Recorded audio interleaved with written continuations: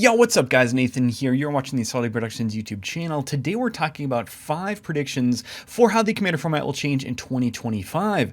2024 left us with a wild year because of specifically Modern Horizons 3 printing just a ton of power creep into the Commander format. And here are my predictions for 2025. Of course, in our background here we have Rakdos, the Lord of Chaos, because I figured he would be a fitting background for all of the wacky universes beyond we're going to encounter in 2025. And I will note that some of these general trend predictions will not be specifically because of 2025, but will be a continuation of what we already seen from 2024, which we'll get into in just a second. Before we do, if you like this video, leave a like on the video and subscribe to see more awesome content from me. And if you want to support me and my channel, you can check me out at patreon.com/solidproductionshd, where you can get all kinds of cool perks such as custom deck tech videos made for you, deck audits, your name in the credits of every long form video, and potentially playing Commander games with me. And without further ado, let's hop into prediction number 1, which I believe is possibly my most controversial trend prediction, which is that turn 2 ramp will slowly be replaced by turn 2 value engines. Specifically, 2024 came out with a ton of awesome draw engines at the 2CMC. Specifically, if we look at the first one here, Polywog Prodigy, 2-mana 1/3 with Evolve, which means whenever a creature you control enters, but that creature has greater power toughness than this creature, putting one counter on this creature, and whenever an opponent casting non-creature spell with mana value less than Polywog Prodigy's power, draw a card. These incredibly powerful draw engines at some point are going to start outweighing the benefits of that turn 2 Nature's Lore or 3 visits, and I think we are at a crucial tipping point where ramping on turn 2 is going to become a strategic option or strategic play rather than just sort of the default thing to do on turn 2. I mean, if we even look at some of these other examples, like Kitsa Otterball Elite is one of the most powerful looter creatures we have ever seen.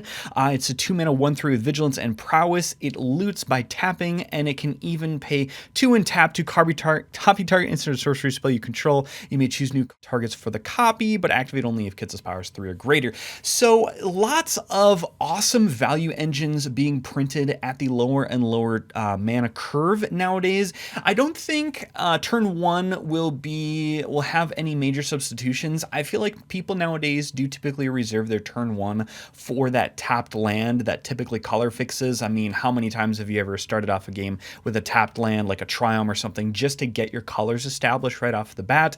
But turn 2 is where if you don't have something to play onto the board or accelerate yourself in some way, then that's going to be pretty difficult to sort of recover from. Although if you're running more of a control strategy, it's not as big of a deal because you're probably just planning on wiping the board anyway, but it's always never a bad idea, even a control strategy, to be ramping. So I just think that with such value being printed at the lower and lower CMC, that ramp as sort of the king of turn 2 is going to start to be unseated, which I believe was a sentiment that was also echoed by Rachel Weeks from the Command Zone within their sort of year-end wrap-up video. All right, number 2 here is sort of related to number 1. Land tutors will start to be replaced by extra lands effects in ramp packages. Now, look at all of the incredible draw engines and efficient draw that has been printed in 2024, and even we could argue in 2023. Outlaws of Thunder Junction gave us a generic draw 3 for 3 in black with Insatiable Avarice. Trouble in Pairs, just the best white spell that's ever printed. Of course, we have the One Ring, which everybody knows about, and this is on top of cards that already exist, like Rhystic Study, like Mystic Remora, and like all of the big creature drawers like Esper Sentinel, Fairy Mastermind, Polywog Prodigy, which we just mentioned. So there's just so much draw going on in Commander nowadays that I think people should start replacing their turn 2/3 visits with these types of cards. Exploration and Burgeoning are both insane to get out on turn 1. Exploration says you may play an additional land on each of your turns. Burgeoning, even better than that. Whenever an opponent plays a land, you may put a land card from your hand onto the battlefield. And even Sakura Tribe Scout can tap to put a land card from your hand into play. Now, Sakura Tribe Scout will get caught up in a board wipe, so this is the less powerful option of the 3 listed here. But I just think that with so much draw being available nowadays, it's both more efficient and it's going to net you more value in the long run to just just keep an exploration on the battlefield rather than your one-off 3 visits. So I think that that is a trend we will see in 2025, and I'm going to start experimenting with my own deck builds to incorporate more of these effects rather than your standard land tutors. Number 3 here is going to be brackets, the new system that WotC talked about but has not released, at least as of January this year. Brackets will spur discussion and criticism, but really will change nothing for the format. Now, if we take a look at the example that WotC actually came out with, I added a little bit of a card overlay here to make it more easy for you guys to read. So bracket number 4, they have examples as Vampiric Tutor in Armageddon, and then brackets 3, we can see Personal Tutor and a Draenith Magistrate. Bracket 2, Fabricate and Thalia Garden of Thraben, and then Swords and Grave Titan on bracket 1. I just think that you'll never be able to reach a consensus for where these cards will slot in terms of power level. For example, Swords to Plowshares is the best weight targeted removal spell that we've ever seen, basically. And why that is in bracket 1 is curious, unless we're talking about some sort of budget include where it's been reprinted in the ground and so therefore it is budget. I just think that there's too many questions around brackets and individual card grading, and I think that all of this can better be solved with your typical Rule 0 conversation, which is essentially like, hey, here's how my deck plans to win. Is it running fast mana? Is it running tutors? Is it running combos? No, good to go. And so you sort of slap that stamp of approval depending on what your opponents sort of talk about with what their game plan is. If somebody says, hey, I'm playing a Brago Stacks deck, like that tells me worlds more than whether they are bracket 4 or bracket 3. And so I just have a couple more examples here that I personally think are really tough to grade, because most people would think, oh, well, Rampant Growth is your standard, green ramp spell for 2 mana. That should be a bracket 1 card, right? Except that ramping is basically the best thing you can be doing on turn 1 and turn 2, maybe even turn 3.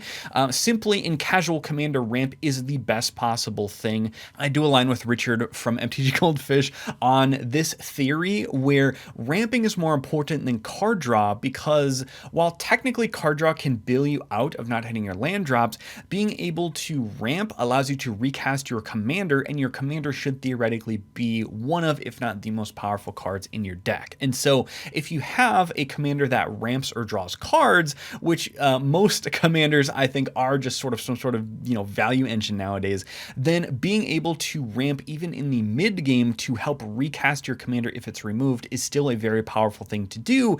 And so that raises the question of, okay, well, is ramp in general, I mean, we know that ramp as an archetype is very, very powerful in commander, but how can we possibly say that this is only for tier 1s or something like that?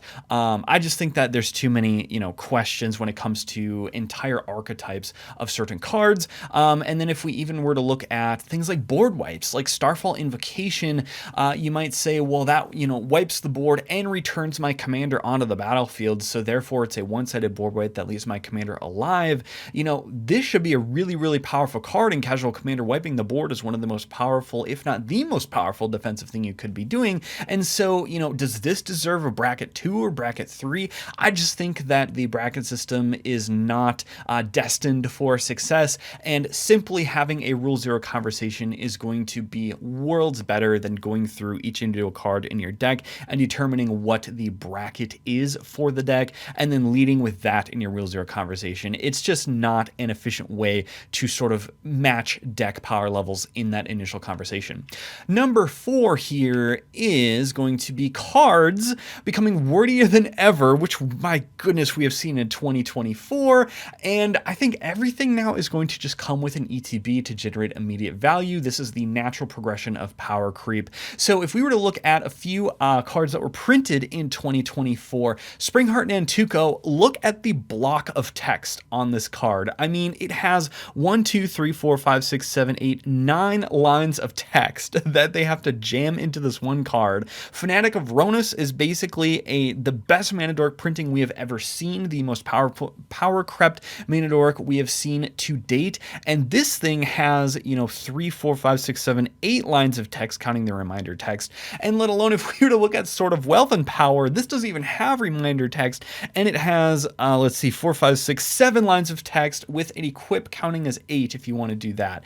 So, man, I just would like to see continued efficiency of word usage on these cards, and we need to come up with a better way than just keywording things, because if we were to take Fanatic of Ronus for an example, it has Eternalized for 4 mana, and there just has to be a better way, or I guess you would have to limit the number of keywords on your cards in order to eliminate all of that reminder text, just to make the card design very simple. I do think that design is sort of running out of quote-unquote simple cards, because as they've been designing for this game over decades, there just is no other option than to add effects to cards in order to power creep them, in order to make an appealing product for Wizards to sell, and that all makes sense. I just think that we really need to be watching the word economy in 2025. And if we were to expand on the second half of this point a little bit, I actually had to look at these cards for my Yark the Desecrated deck with all these ETBs, but now